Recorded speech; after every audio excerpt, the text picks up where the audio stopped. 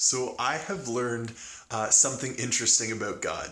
If I ask him, God, send me someone to talk to about you today, he actually might do it. I was once in Ottawa and I was planning to head back home to Woodstock for summer break. I was going to take the train. And in the chapel that morning before I got on the train, I was asking God, God, if you want me to talk to someone about you, put them beside me on the train. But you have to set it up. I can't do it. You set it up and you make the conversation happen.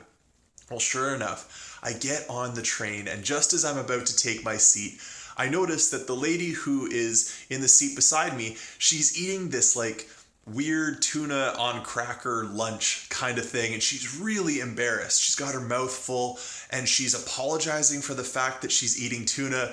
And so of course I'm like, don't worry about it. Like just eat, keep eating, it's fine. And we strike up a conversation.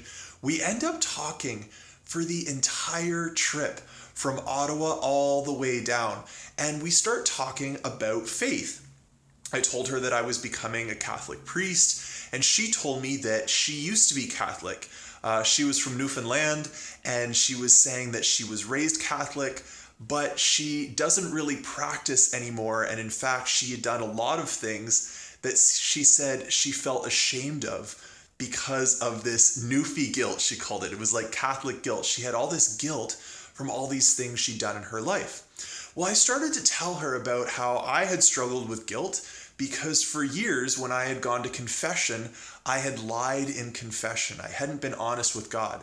But I told her about this experience I had had where in confession, Jesus had showed me mercy and love, and he had forgiven all of my sins. And it was this beautiful experience. And as I was telling her about this, she began to cry. She began to weep. Tears were streaming down her face as I told her that the same mercy that God had shown me was also available for her. And so right before we got off the train and went our separate ways, she told me that she would seriously consider going back to church and going back to confession because of the conversation we had had. And that's all God. God had set up the conversation.